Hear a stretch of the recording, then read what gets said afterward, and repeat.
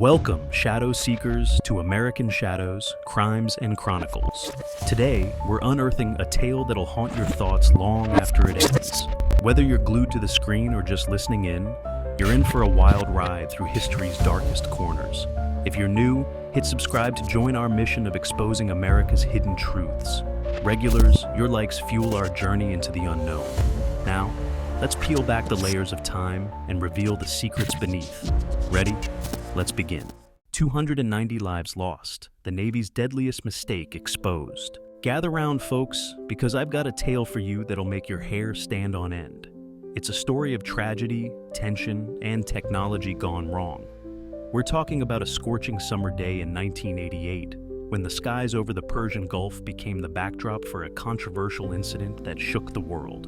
The day the USS Vincennes shot down Iran, Air Flight 655. Picture this. It's July 3rd, 1988, and the Persian Gulf is a powder keg ready to blow. The Iran-Iraq war is in its final throes, and the waters are teeming with military vessels from various nations.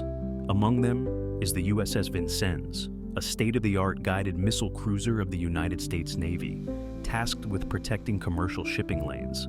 Captain Will Rogers III is commanding the Vincennes, equipped with the Aegis combat system, a cutting-edge piece of technology that's supposed to be the be-all and end-all of air defense. The Navy brass called it Star Wars at sea. But as we're about to find out, even the most advanced technology is only as good as the humans operating it. As the morning wears on, the Vincennes gets into a skirmish with some Iranian gunboats. It's a tense situation, but nothing the crew can't handle. But then, at 10:17 a.m. local time, Iran Air Flight 655 takes off from Bandar Abbas International Airport, bound for Dubai.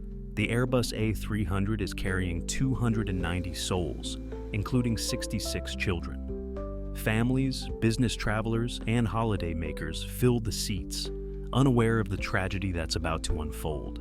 Here's where the story takes a dark turn. The Vincennes radar picks up the aircraft, but in the heat of the moment, the crew misidentifies the civilian airliner as an Iranian F-14 Tomcat, a fighter jet capable of attacking the ship. The Vincennes sends multiple warnings to the aircraft, but they go unanswered.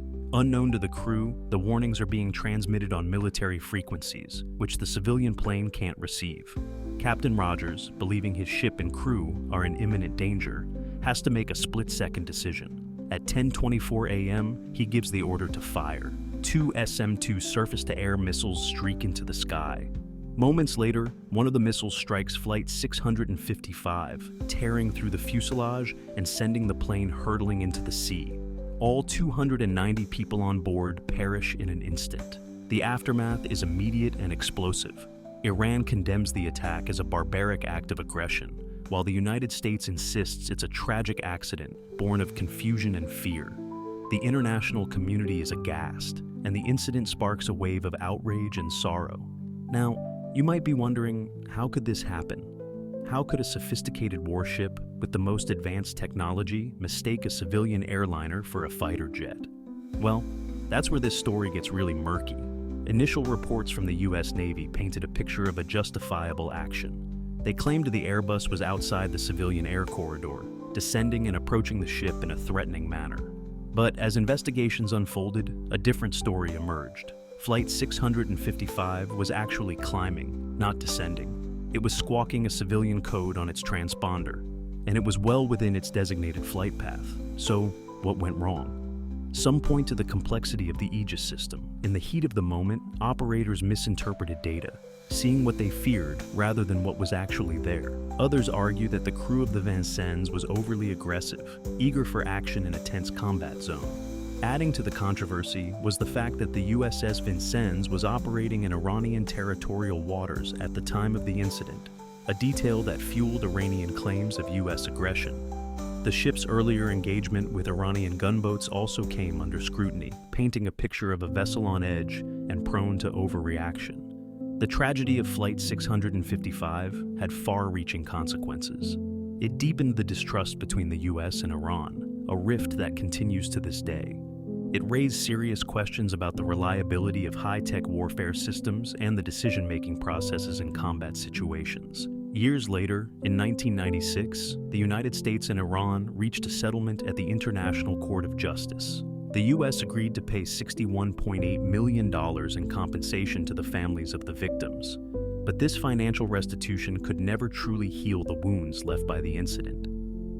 As we reflect on this heartbreaking event, we're left with more questions than answers. Was it a case of technology failure, human error, the fog of war, or a combination of all these factors? One thing's for sure, the downing of Iran, Air Flight 655, serves as a stark reminder of the devastating consequences that can occur when advanced military technology, human judgment, and the chaos of conflict collide. It underscores the fragility of life and the profound impact of geopolitical conflicts on ordinary people. So, the next time you hear about tensions in the Persian Gulf or see a plane soaring overhead, remember the story of Flight 655. It's a tragedy that reminds us of the fine line between defense and disaster, and the heavy responsibility that comes with military power. This is American Shadows, folks, where we dive into the dark corners of history and try to shed some light on the events that shaped our world. Until next time, keep questioning, keep exploring, and remember, in the fog of war, the truth is often the first casualty.